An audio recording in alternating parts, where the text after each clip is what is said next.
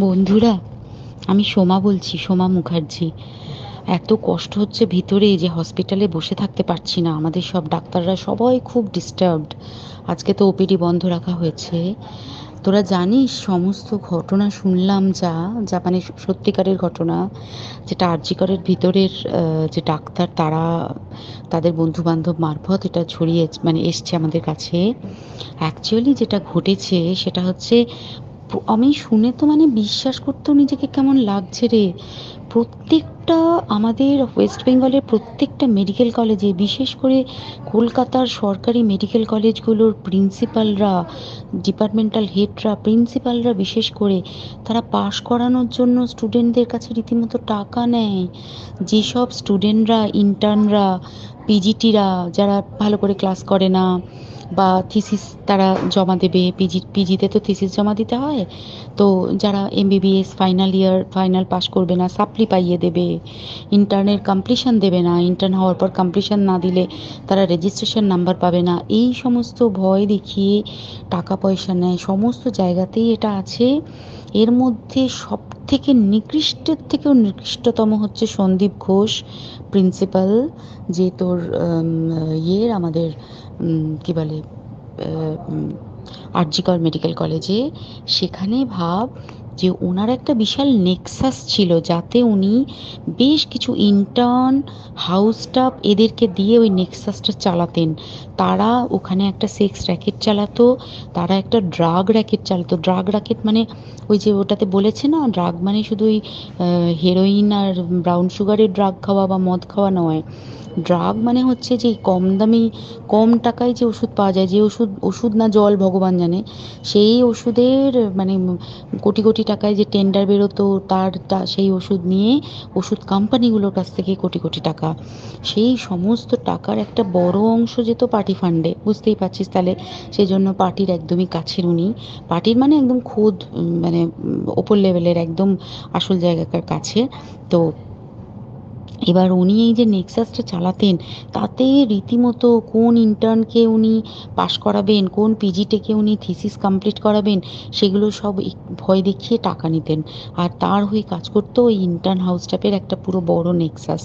এবার এই মেয়েটির, যে পিজিটি মেয়েটি অত্যন্ত ভালো, সে তার থিসিসটা কমপ্লিট করাবে না বলে হুমকি দিচ্ছিল। সে এটা জানতে পেরে গিয়ে বলেছিল যে আমি এরকম কোনোভাবেই মেনে নেব না, আমি এর এর বিরুদ্ধে আমি যাব এবং আমি এর বিরুদ্ধে সব ফাঁস করে দেবো। তখন তাকে রীতিমতো ধমক দেওয়া হচ্ছিল। এটা চলছিল লাস্ট 6 মান্থস ধরে। 6 মাস ধরে তাকে এই হুমকি দেওয়া, তার প্রতি মানে বেশি বেশি প্রথমের দিকে কি করছিল, অত্যাচার করছিল। মানে কিরকম, বেশি বেশি করে নাইট ডিউটি দিচ্ছে, at a stress 36 hours duty, বেশি বেশি করে নাইট, বেশি বেশি করে খাটানো, এবং এগুলো সব জানে ডিপার্টমেন্টাল হেড, চেস্টের যে ডিপার্টমেন্টাল হেড সেও জানে, সিনিয়র পিজিটিরা সবাই জানে। প্রিন্সিপালের নির্দেশেই হচ্ছে এবং ওনার নেক্সাসের ছেলেমেয়েরাই কাজ করছে। তারা 6 মাস ধরে এটা করেছে। করার পরেও যখন ওকে আটকাতে পারেনি, তখন কি করেছে, ওই দিনকে ওরা ঠিক করেছে যে দিনটাতে এই ঘটনাটা ঘটেছে, সেদিন কতখানি প্ল্যান্ড এবং গট আপ গেম দেখ। সেই দিন ওই ঘরে, ওই সেমিনার রুমে প্রত্যেক দিনই চারতলার আরও অনেকেই যারা সিনিয়র পিজিটি বা জুনিয়র পিজিটি, তারা কিন্তু বিশ্রাম নিতে যেত, অনেকেই ওই ঘরে যেত। সেই দিনকে ও একা, ওকে বলেছে তুমি ঘুমিয়ে পড়ো, ওকে একা রেখে এসেছে। বাকিরা কাউকে যেতে দেয়নি, বলেছে ওই ঘরে আজকে ঘটনা ঘটছে, মানে কাজ হচ্ছে, ওই ঘরে কেউ যাবে না।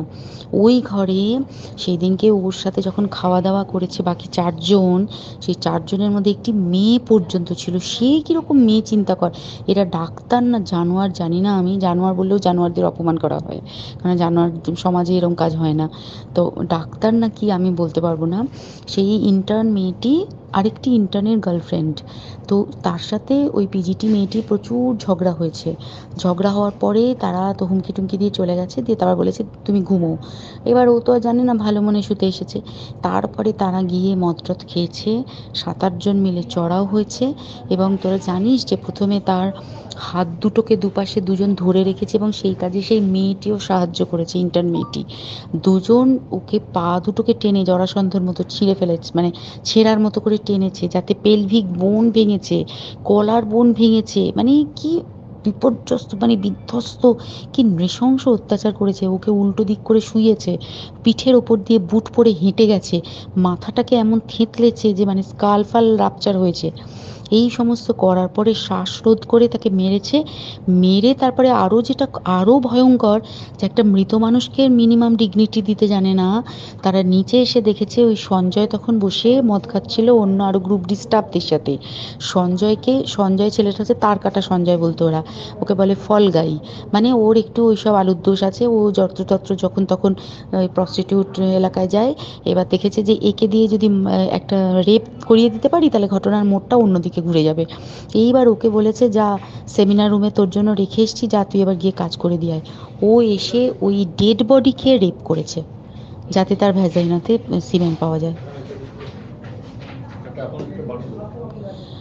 তো এবার এই হচ্ছে, প্লিজ আমি নাম করে ফেললাম সব কিছুই, কতজন আমি যে নামগুলো পাঠিয়েছি এই সব ডাক্তাররা, এরা সব জড়িত জানিস, কিন্তু কেউ কোনো প্রমাণ নেই প্রমাণ লোপাটের জন্য। সেদিনকে ওই ইন্টার্ন এবং ডাক্তাররা যে ওইখানের যে বাথরুমটাতে হাত পা ধুয়েছে রক্ত ধুয়েছে, সেইটাকে সাত তাড়াতাড়ি প্রমাণ লোপাটের জন্য ওই দেওয়ালকে ভেঙে দিয়ে তার মানে ওই বাথরুমের জায়গাটাকেই ভাঙতে হচ্ছে ওদের, ওখানে নাকি ওরা রুম বানাবে। কালকে দেখেছিস তোরা খবরে।